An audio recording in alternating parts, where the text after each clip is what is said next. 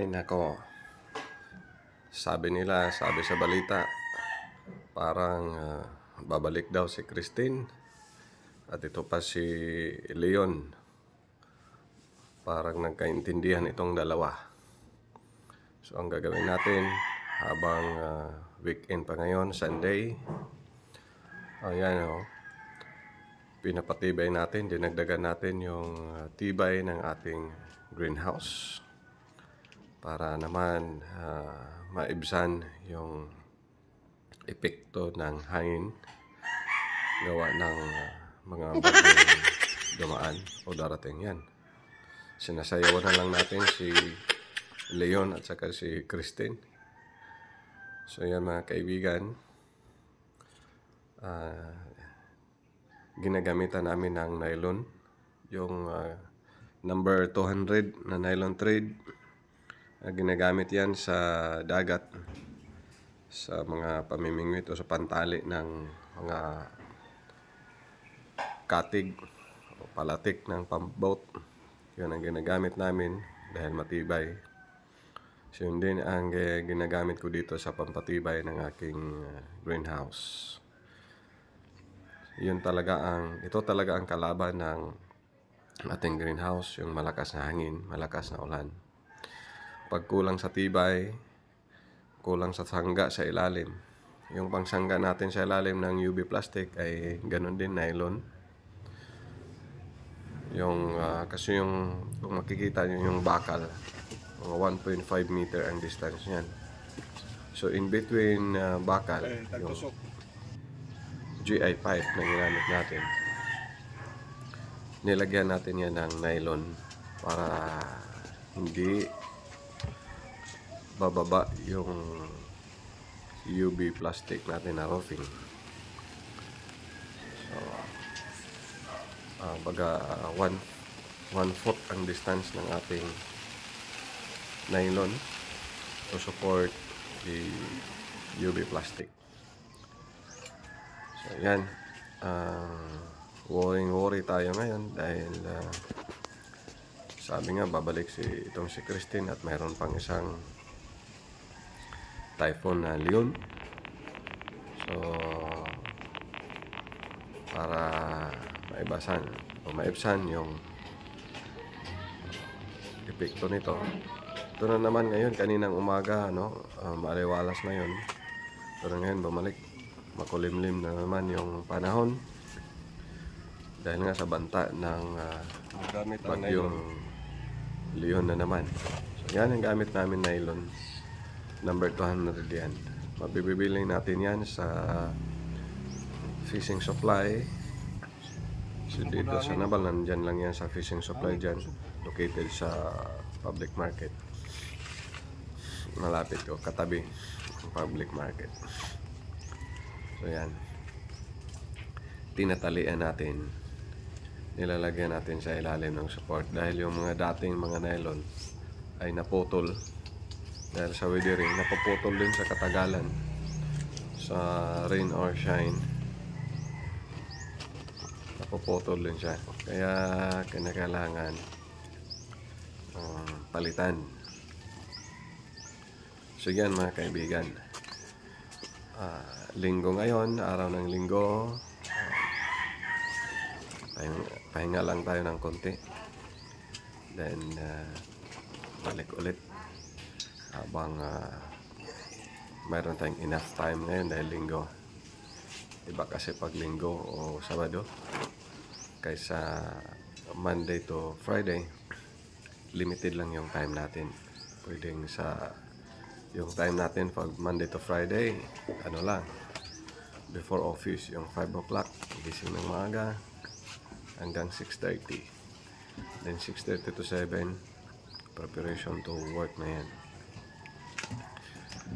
So sa hapon naman, ganun din, after 5 o'clock. So yung mayroon lang tayong enough time yung Saturday and Sunday. So yan, sinasamantala na natin yung panahon habang linggo. At pagkataon na akala ko tapos na, nag-urgent repair kami last Thursday ng hapon, Friday ng hapon. Pahinga sana ngayon. Dahil akala ko wala nang susunod na bagyo. Yun pala, mayroon na naman. So ito yung ang bawat mode o pamaraan natin sa farming, mayroong mga advantages at disadvantages. Dito, sa traditional, yung tanim tayo sa lupa, mag-araro, pag mayroong bagyo, yun, tinatamaan din. Masasira yung mga tanim. Ganon din dito, ang masaklap lang dito sa naka-greenhouse, doble yung tama. Sinisira yung greenhouse natin, pati pag nasira yung greenhouse, siyempre, affected din yung mga tanim natin. Doon sa traditional, yung mga tanim lang yung nasasira kasi walang greenhouse. Ganun pa man, gawa na lang ng paraan kasi yung typhoon, kasi yung init, part of nature na yan. Hindi naman pwedeng dahil may bagyo. Yung Pilipinas, taon-taon may bagyo talaga tayo. So, hindi ibig sabihin na hindi na lang tayo magtatanim dahil taon-taon may bagyo. Para-paraan na lang, sipag at syaga, siyempre yung passion, yung dedication natin sa paghalaman. So tulad ngayon, maliban sa typhoon, ngayon ay makulimlim. Hindi masyadong sumisikat o nagpapakita sa haring araw dahil sa maulap na kalangitan. So ang nangyari, yung mga tanim natin kulang din sa energy, sunlight. So pag kulang sa sunlight, hindi masyadong malusog, ang epekto niyan, ang tanim ay tumutubo pero ligi.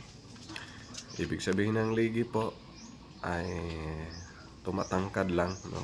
Parang matamlay, kulang sa lusog at tikas ang dahon ng ating mga litos. Pag kulang sa sunlight. Ang masaklap pa kung burnout, yun, affected din yung growth niya. Kasi pag burnout, pag bagyo kasi kadalasan burnout, siyempre hindi may iwasan yan, beyond our control na yan, beyond the control of the local distributor natin, in our case Bilico. Beyond yan na sa kanilang control yung mga bagyo. So hindi nila makontrol na hindi masira yung mga poste, yung mga linya ng kuryente, kabahagi din yan. So pag may bagyo, expect na meron tayong hindi mag-regular yung kuryente natin. So natural lang yan. So panghanda na lang natin. Isa rin yan, pag siyempre walang kuryente, yon, problema tayo sa pagpapadaloy ng ating tubig dito sa ating mga tanim. Kasi yung pagdaloy ng tubig dito ay nakasalalay sa ating electricity. Pag dumami na, maka-imbak dito, babagsak dito. So, yan o, tulad yan. Binagsakan ng tubig yung tingnan. Idikit mo. Walang problema. Binagsakan ng tubig dahil umulan kagabi. Walang kuryente kahit so, yan lang.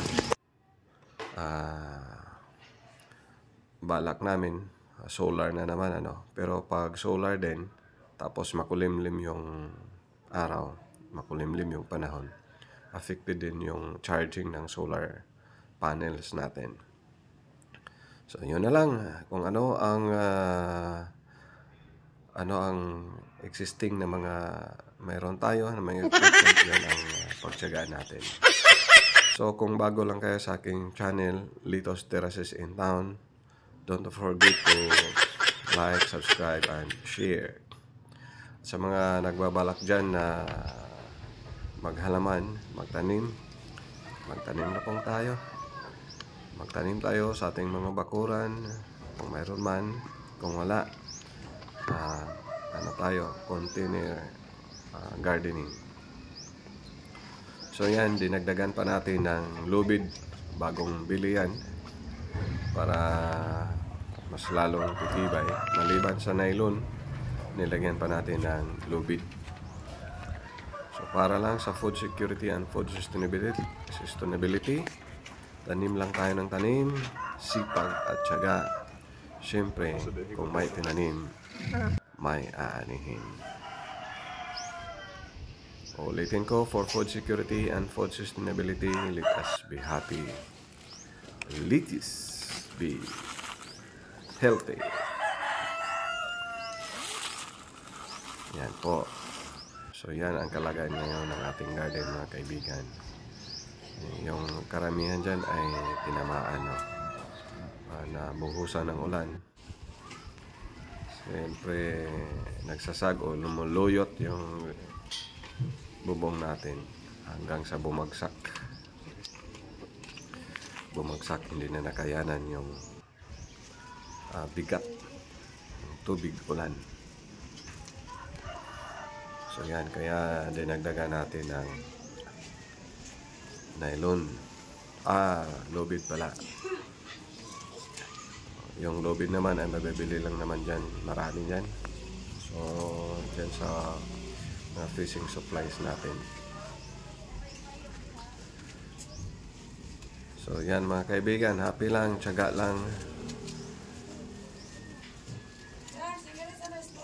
At syempre, papawis na rin yan. Yan. Pinapawisan tayo yan. Hindi naman pwedeng yung tao, importante talaga pawisan araw-araw. Para mang gawain, kung wala, exercise. So yan, exercise ko na lang yan. Hindi na ako nagsasayang ng oras para maglakad, paikot-ikot. Dito na lang ako umiikot sa aking garden habang may ginagawa. Malayo na ang 10 minutes na hindi papawisan. Akyat baba mo lang dyan sa bubong, sigurado papawisan.